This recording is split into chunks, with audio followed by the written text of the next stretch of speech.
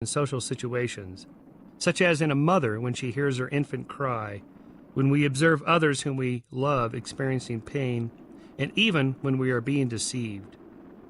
According to Ullman, all of these responses have something in common. They all represent value judgments within a social context. I think spindle cells are the home of the complex social emotions. The size of the spindle cells is key, especially in their large axons.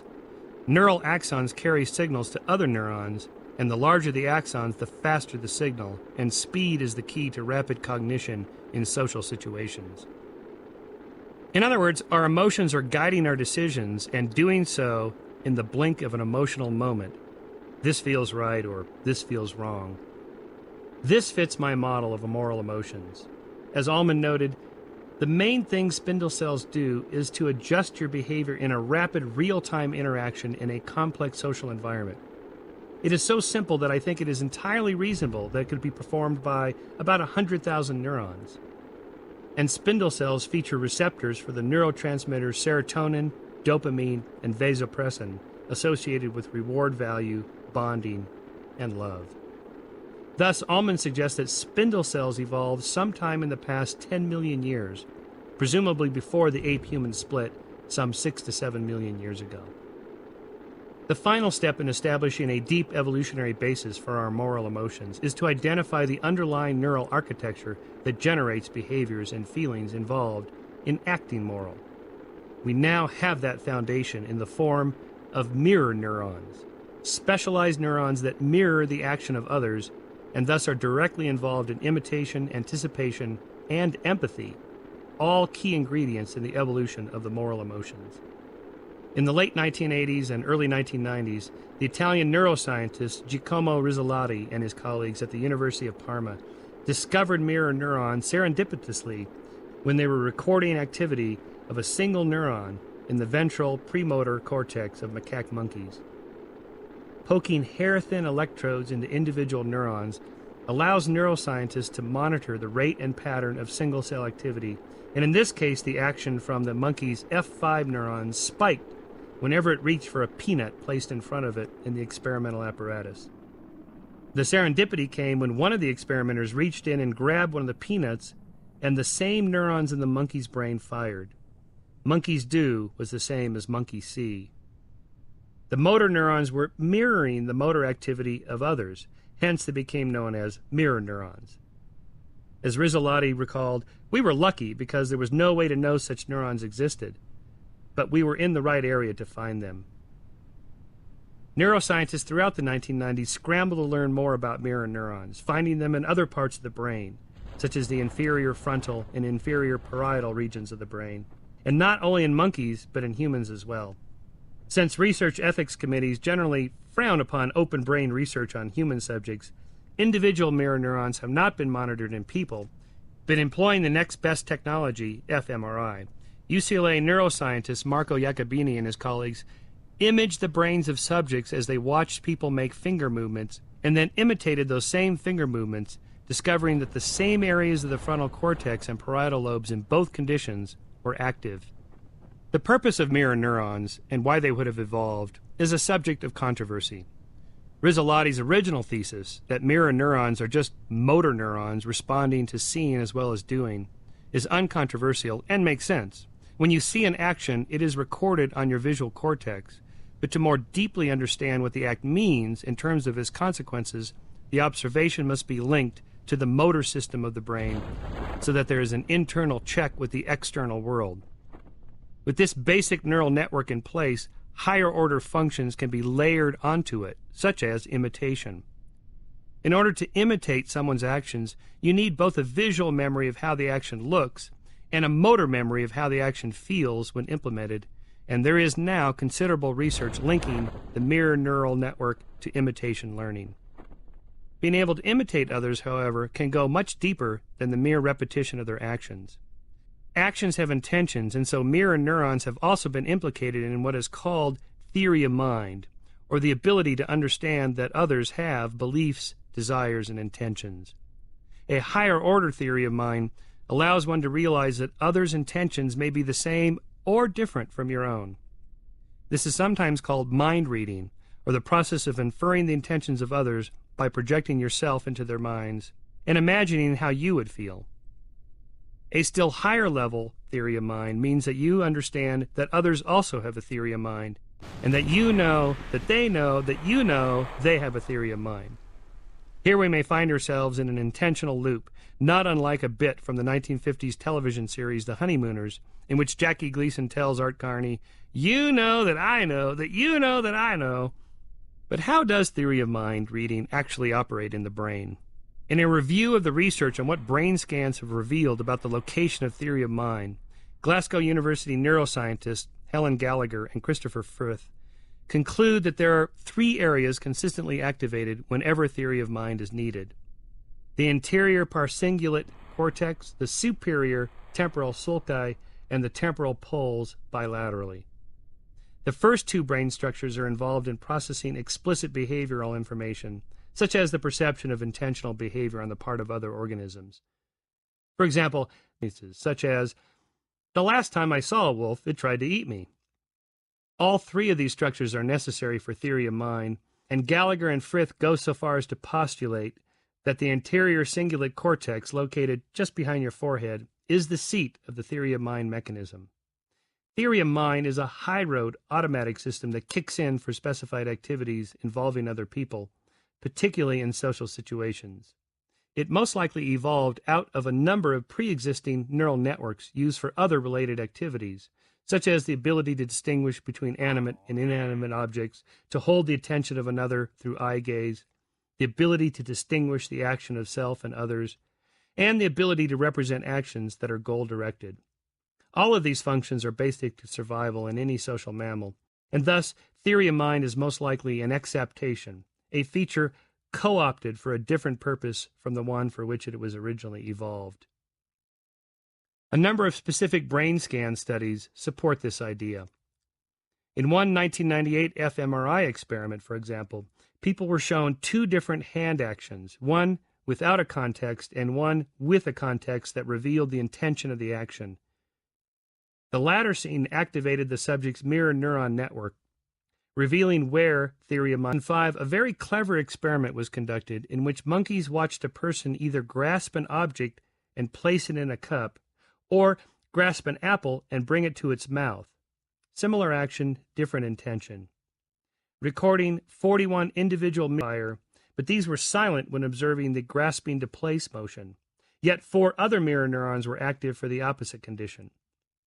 Interestingly, the neuroscientists concluded, the mirror neurons in this part of the brain code the same act, grasping, in a different way according to the final goal of the action in which the act is embedded. In other words, there are neurons specialized for discriminating between different intentions, grasping in order to place versus grasping in order to eat. More generally, these actions and inferring their intention. From imitation to intention to emotion, additional fMRI studies point to a mirror neuron network involved in empathy. In one such study, neuroscientists scanned the brains of 14 subjects as they were exposed to 2 different conditions. 1, a disgusting odor, and 2, short clips of people making facial expressions of disgust. The scientists found that the feeling of disgust and watching someone else express disgust activated the same network of neurons called the anterior insula, involved in the processing of emotion. It appears that experiencing disgust and seeing disgust are indistinguishable to the insula. In a related study, they examined tactile empathy and found that lightly touching someone on the leg activated the same area of the somatosensory cortex as when they were experiencing touch and seeing touch are indistinguishable to the somatosensory cortex. A related fMRI experiment confirmed the finding for more general emotions, linking the observation and imitation of facial expressions in the anterior insula. Seeing someone's facial expression registered the same activity in the insula as making the expression yourself. As with all other human traits, empathy varies among individuals, and the research on mirror neurons lends neural credence to this folk observation. People who score high on self-report questionnaires measuring empathy also show stronger activity in mirror neuron networks for both movement and emotion. Likewise, women show stronger EEG readings linked to mirror neuron activity than men do, lending scientific credibility to the intuition that women are more empathetic than men.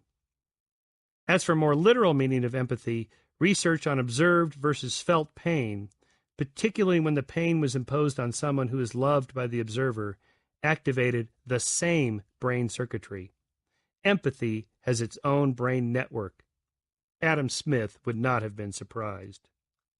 Addressing such problems as preserving the planet's ecosystem and biodiversity, or maximizing within-group amity and minimizing between-group enmity, requires social and political action. Unfortunately, such high-minded goals are too far-reaching, and the time frames involved are too long-range for how we were programmed by nature to think. In the Paleolithic environment, our concern for the environment and biodiversity was restricted to a few tens of kilometers and hundreds of species over the lifetime of only a few decades. The number of people our ancestors encountered in their lifetimes could be numbered in the hundreds, so there was no reason for evolution to produce a principle of tolerance for ethnically diverse members of other groups in faraway lands. This is why scientists and social activists concerned about global climate change and other long-term environmental threats have had such a difficult time getting people to notice the problem, let alone care about finding a solution. When your evolved moral sense of what is important is restricted to a few dozen people, miles and years, who cares what happens to some other group thousands of miles away or 1,000 years hence? One answer is to reframe the problem in an intimate, short-term context. Consider how nonprofits concerned with the plight of starving third-world children employ the adopt-a-child strategy in order to tap into potential first-world donors' natural empathies. The effect of the strategy was endearingly portrayed in the 2002 film About Schmidt, in which Jack Nicholson's title character adopts a Tanzanian child named Indugu, with whom he carries on a one-way correspondence that becomes the narrative outline of the story of Schmidt's search for meaning in his later years. After writing countless self-centric letters about matters trivially irrelevant, Schmidt discovers in the film's final scene that his foster charge cannot read or write. But the letter from the nun who looks after the boy brings redemption, as it is accompanied by a stick-figure drawing made for Schmidt by Indugu that depicts the adult and child holding hands beneath a deep blue sky and radiant yellow sun. The scene is so moving in its emotional simplicity that it evokes empathetic tears.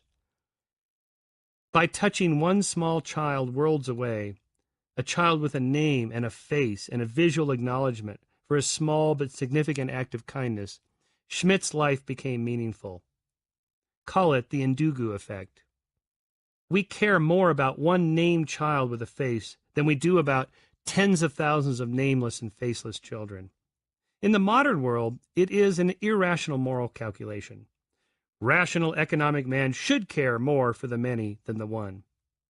But an apparently irrational calculation becomes a rational moral choice in the ancient world of our evolved brains, where we care more for the one than the many, especially when the one is a proxy for those we evolved to care about, our immediate family, extended family, friends, community, and fellow in-group members. The effect is deep and emotional, and it works. Indeed, after watching again that final scene from About Schmidt, I went online through World Vision's program to sponsor an 11-year-old girl named Swada Isaku from Albania, who lives in a rural farming district with her parents and sister, struggling to survive on bread, vegetables, beans, and dairy products. My modest monthly donation, World Vision tells me, will help provide Swada and her community with clean water and improved health care facilities. Your support will help create educational partnerships between parents and teachers to enhance students' education. Economic forums will help the community develop plans for growth. An accompanying photograph with additional details about my sponsored child. She enjoys reading, helps at home with housework, likes to play ball games, and is in good health. Reinforces my sense of attachment to her.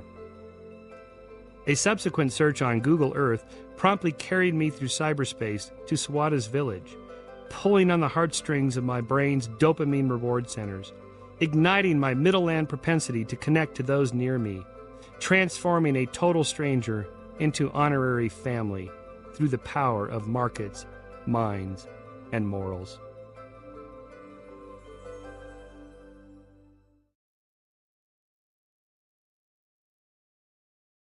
Chapter 7. Why Money Can't Buy You Happiness.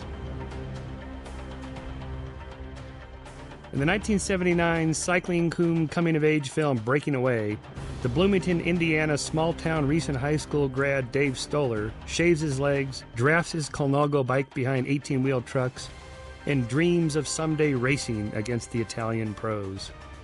He finally gets his wish when Team Cinzano comes to town, only to discover that the elite cheat to win when a member of that team puts a pump through Dave's front fork and sends him into the pavement. Working at his fuel rain, he offers a refund to a disgruntled customer, an act of rectification that stresses his more Machiavellian father to the cardiac breaking point. Recovering and asked if he feels lucky to be alive, Mr. Stoller sardonically responds, "No, I don't feel lucky to be alive. I feel lucky I'm not dead. There's a difference."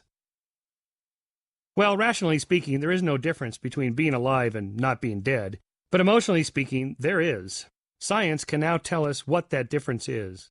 It turns out that such subjective evaluations, particularly how choices are framed, lucky to be alive versus lucky not dead, affect how we view the world, especially our happiness. Happiness is a subjective state of well-being that depends on relative frames of reference, grounded in an evolved psychology that finds meaning in the simple social pleasures and purposes of life. In this simple statement, we glean insight into one of the great paradoxes of our time. Choice theory tells us that since people are selfish utility maximizers, as they get wealthier, they should get happier. We now have the data to test that hypothesis, and the unequivocal results are in.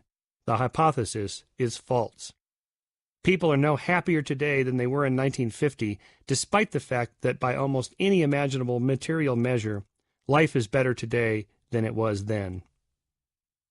A short explanation for this disconnect may be gleaned from the title of this chapter, in which we will explore the deeper evolutionary reasons for why money can't buy you happiness, but family, friends, and purpose can. Over the past 50 years, standards of living have risen dramatically. As computed in 1996 dollars, the 1950 per capita real gross domestic product was $11,087, compared to the 2000 figure of $34,365. That is a remarkable 300% increase in comparable dollars in only a half century. Not only is the average person absolutely richer from before, more are moving up the economic hierarchy, way up. In 2000, 1 in 4 Americans earned at least $75,000 a year, putting them in the upper middle class, compared to a century before, in 1890, when only 1% earned the equivalent of that figure. That is a 25-fold expansion of the upper middle class, redrawing class boundaries and redefining what it means to be average and rich. Since 1980, the percentage of people earning $100,000 or more per year in today's dollars has doubled. We also have more SKUs in the form of SUVs, DVDs, PCs, TVs, designer clothes, name-brand jewelry and watches, stereo and home appliances, electric gadgets of diverse kinds. The homes in which we keep all of our goodies have doubled in size in just the past half-century, from about 1,100 square feet in the 1950s to over 2,200 square feet today. 95% of these homes have central heating, compared to 15% a century ago. And 78% have air conditioning, compared to the percentage in our grandparents' generation, zip. According to the U.S. Census Bureau, in 2000, the median value of homes was $119,600, which is 18% more than the median value in 1990 and more than double the median value of $44,000, expressed in $2,000, in 1950. And that's not all. Crime is down, while leisure is up. Most crime rates almost everywhere tumbled during the boom times of the 1990s. Homicides, for example, plummeted between 50 and 75% in such major cities as New York, Los Angeles, Boston, Baltimore, and San Diego. Domestic violence against women dropped 21%, while teen criminal acts fell by over 66%. We now also enjoy a shorter work week than our parents and grandparents, with the total hours of life spent working steadily declining for the past 15 decades. In the mid-19th century, for example, the average person invested 50% of his waking hours in the year working, compared to a mere 20% today. Fewer working hours translates into more leisure time. In 1880, the average American enjoyed just 11 hours per week of leisure time, compared to the 40 hours per week average today. And those working environments are cleaner, safer, and more pleasant.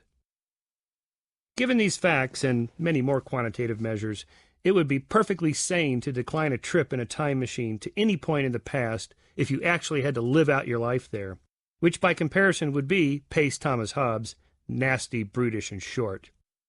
But reverse the time machine and transport someone to our time from the Middle Ages, the early modern period, or even the start of the Industrial Revolution, and we glean a perspective no prosperity metric could on just how far we have come since the world was lit only by fire. Back then, only the tiniest fraction of the population lived in relative comfort, while the masses toiled in squalor, lived in poverty, and expected half their children would die before adulthood, and that they themselves would likely exit this world by their early 40s. Most people never traveled beyond their hometown, and if they did, it was on foot or by horse. Napoleon's troops moved no faster than Caesar's or Alexander's. No one, not even the wealthiest and most privileged aristocrats, kings and clergy, enjoyed even the most quotidian technologies and public health benefits that we take for granted today.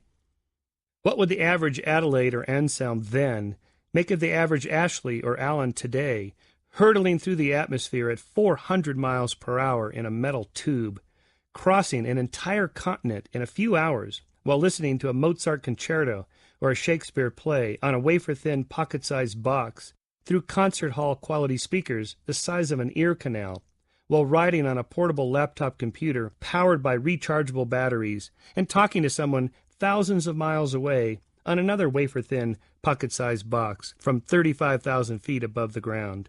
Past tense, future shock. Despite all this wealth and prosperity, by all measures of subjective well-being, people are no happier today than they were a half-century ago.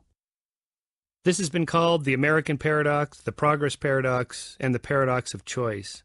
I call it the happiness disconnect. By whatever name, the phenomenon is real and needs an explanation through a closer examination of happiness itself. The most common technique for measuring happiness is to just ask people. For example, the Satisfaction with Life scale, developed by Ed Diener, presents people with 5 statements to which they can assign a number. Try it yourself now. 1 is strongly disagree, 2, disagree, 3, slightly disagree, 4, neither agree nor disagree, 5, slightly agree, 6, agree, 7, strongly agree. So assign these numbers to the following statements. In most ways, my life is close to ideal. The conditions of my life are excellent. I am satisfied with my life. So far, I have gotten the important things I want in life. If I could live my life over, I would change almost nothing. Here is the scale to score yourself. 35 to 31, extremely satisfied. 26 to 30, satisfied. 21 to 25, slightly satisfied. 20, neutral. 15 to 19, slightly dissatisfied. 10 to 14, dissatisfied. And 5 to 9, extremely dissatisfied. Well, how'd you do? If you don't like that scale, there are others. For example, taking all things together, would you say that you are very happy, quite happy, or not very happy? When this question was asked of Americans in 1999, 38% said that they were very happy, 53% quite happy, and only 9% not very happy. The percentages were nearly identical in England, and the figures remain largely the same whether the question is asked in writing or in person, and correlate highly with the evaluation of these same people by their friends and colleagues. And these scales correlate highly with other happiness metrics. Arguably the most penetrating and most international study of happiness ever conducted is that of the World Values Survey, that includes 250 questions that yield 400 to 800 measurable variables. Over the past 30 years, the survey shows that while people in certain pockets of the globe experience temporary increases or decreases in happiness, the average level of happiness has remained essentially unchanged. Once average annual income is above about $20,000 per annum in today's dollars, enough to put a roof over your head and provide 3 square meals a day for you and your family. More money does not bring more happiness. There are 2 reasons for this disconnect between money and happiness: genetics and relative value. Our genes account for roughly half of our predisposition to be happy or unhappy. That is, our temperament is the product of an interaction of our genetic heritage and our environmental circumstances, including the environments of our upbringing and those we choose today. In one massive twin study, scientists administered a 50-item version of the Wilson-Patterson conservatism scale that measures different temperament types to 3,800 pairs of Australian twins, and a 41-item public opinion inventory to 825 British twin pairs. In both samples, subjects included identical and fraternal twins, allowing estimates of heritability based on the difference in correlations for individual survey items. On most psychological characteristics measured, the researchers found that about 40% of the variance in responses to the 2 surveys was heritable. Another 30% of the variance appeared to be explained by the shared family environment, leaving the remaining 30% of the variance to be explained by a combination of the non-shared environment and measurement error. If most personality characteristics are so highly heritable, what about happiness? Given identical and non-identical twins the Telegen Multidimensional Personality Questionnaire as a measure of their subjective well-being, scientists found that the correlation on happiness is 0.44 for identical twins and 0.08 for non-identical twins, and that there was no significant difference in happiness between identical twins raised together and those raised apart. This makes it clear that it is not similar environments that make people similarly happy or unhappy. It is similar genes. These findings match our intuitions. We all know people who seem incessantly insouciant and energetically enthusiastic for life, despite having suffered slings and arrows that would fell those with lesser dispositions. And we all know people who appear inescapably irascible and ill-tempered despite enjoying all the trappings of a good life. We marvel at the fortitude of the former and question the character of the latter. Given what we know about the power of genes, however, we would be well advised to temper our tendency to blame the environment for everything and recognize that nature does matter, even if it is not all-determining. But what makes us happy or unhappy also tends to be relative to what other people have and is not based on some absolute measure. This makes sense from the perspective of evolutionary economics. In our Paleolithic past, we evolved in these tiny communities of economic simplicity and relative equality, where happiness could not be found through wealth accumulation. The reason is that there was so little wealth to accumulate, and there was social pressure to redistribute what little wealth could be accrued to one individual or family. In folk economic terms, in Middle Land, our senses and perceptions are geared for short-term assessments, direct comparisons, and relative social rankings. Who cares how many people lived in previous generations about which our Paleolithic ancestors would have known next to nothing? What counts instead is the here and now and what other people have in our social group compared to us. Leaving genes aside, let's explore further the theory of happiness relativity. Would you rather earn $50,000 a year while other people make $25,000, or would you rather earn $100,000 a year while other people get $250,000? Prices of goods and services are the same. In other words, all other things being equal, would you rather make twice as much as other people or twice as much as yourself but less than half of other people? Surprisingly, stunningly in fact, research shows that the majority of people select the first option. They would rather make twice as much as others, even if that means earning half as much as they could have. What a completely illogical decision. But as H.L. Mencken quipped, a wealthy man is one who earns $100 a year more than his wife's sister's husband. This study was conducted by economists at Harvard who surveyed 257 students, faculty, and staff members at the Harvard School of Public Health. They made additional findings that bear witness to the subjective and relative nature of happiness.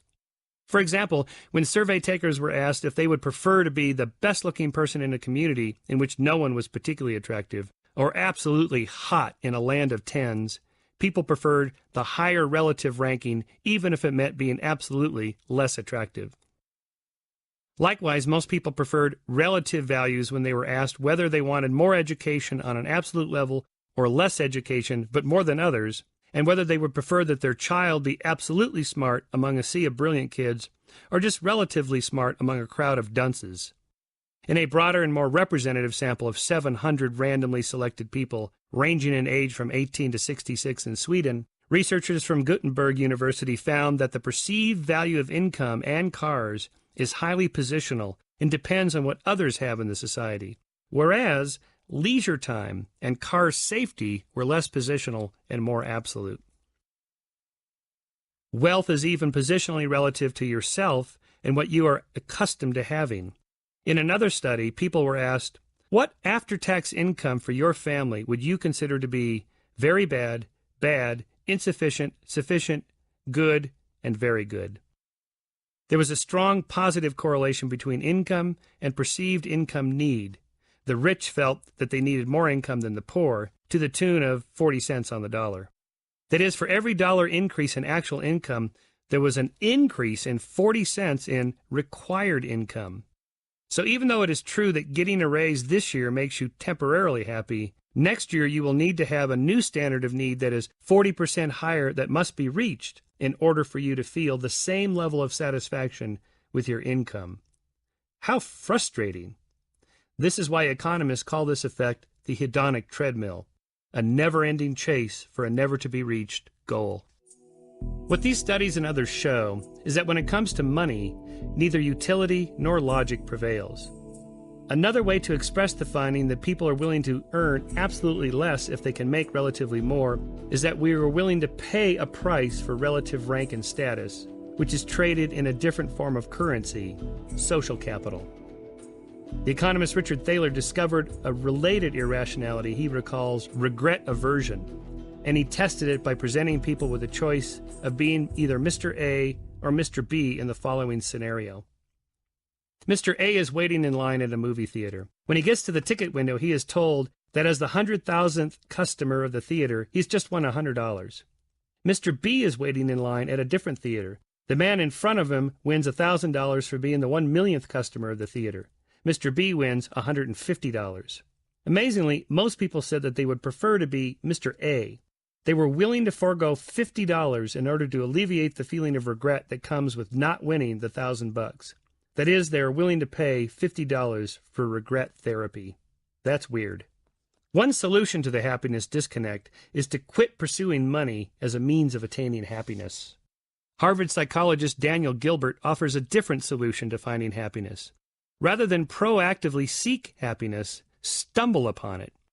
Gilbert says that we are the only animal who thinks about the long-term future, and thus much of our happiness depends on projecting what will make us happy instead of what actually does. Unfortunately, here we find yet another form of irrationality. Through a series of clever experiments, Gilbert has discovered that we are not very good at predicting what will make us happy or unhappy. He calls this affective forecasting. For example, in a comprehensive study involving 6 different experiments, Gilbert and his colleagues asked subjects to imagine how they would feel in a number of different scenarios that one could reasonably expect would trigger negative emotions, including the breakup of a romantic relationship, the failure to earn tenure, a defeat in a political election, negative feedback on one's personality, the death of a child, and a job rejection by a prospective employer. Imagine that one morning your telephone rings and you find yourself speaking with the King of Sweden, who informs you, in surprisingly good English, that you have been selected as this year's recipient of a Nobel Prize. How would you feel, and how long would you feel that way? Are you kidding? I'd be elated, and for a long time. But wait, says Gilbert. Now imagine that the telephone call is from your college president, who regrets to inform you, in surprisingly good English, that the Board of Regents has dissolved your department, revoked your appointment, and stored your books in little cardboard boxes in the hallway. How would you feel, and how long would you feel that way? Yikes, I'd be miserable, and for a very long time. In neither scenario, says Gilbert, would I be elated or miserable for very long. The fact that I think I would be is called the durability bias, and we all suffer from it, incorrectly as it turns out. Research suggests that regardless of which call they received, their general level of happiness would return to baseline in relatively short order. Common events typically influence people's subjective well-being for little more than a few months, and even uncommon events, such as losing a child in a car accident, being diagnosed with cancer, becoming paralyzed, or being sent to a concentration camp seem to have less impact on long-term happiness than one might naively expect. End of CD 3. CD 4. In such situations, we seem to experience immune neglect, where we neglect to consider the strength of our psychological immune systems to protect us against the pain of insult, defeat, regret, and loss. In all 6 experiments, for example, Gilbert and his colleagues found that students, professors, voters, newspaper readers, test takers, and job seekers overestimated the duration of their affective reactions to romantic disappointments, career difficulties, political defeats, distressing news, clinical devaluations, and personal rejections. Why? Because of the durability bias and the failure to recognize the strength of their own psychological immune systems. On the positive end of the happiness scale, by contrast, most of us imagine that variety is the spice of life. But in an experiment in which subjects anticipated that they would prefer an assortment of snacks, when it actually came to eating the snacks week after week, subjects in the no variety group said that they were more satisfied than the subjects in the variety group. Gilbert explains, "Wonderful things are especially wonderful the first time they happen, but their wonderfulness wanes with repetition." Psychologists call this habituation. Economists call it declining marginal utility, and the rest of us call it marriage.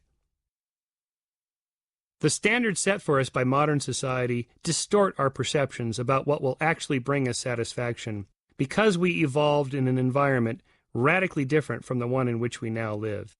Take location. Everyone thinks that where you live plays a sizable role in how happy you are. Living in California, for example, would on average surely make people happier than living in, say, Ohio. In fact, a study found that both Ohioans and Californians believe that living in California makes people happier. But in reality, when you compare data on measures of subjective well-being between peoples from both states, there is no difference. Californians and Ohioans are equally happy. In a related study, they overestimated the impact that the housing assignment would have on their happiness. That is, location, location, location is a myth when it comes to the actual effect on people's subjective well-being. The proximate reason for these effects is that the relative standards to which we are so hypersensitive derail us from focusing on those things that will, in fact, bring us happiness. The ultimate reason for these effects is that in our evolutionary environment, friendships, love, children, hard work on behalf of one's family and community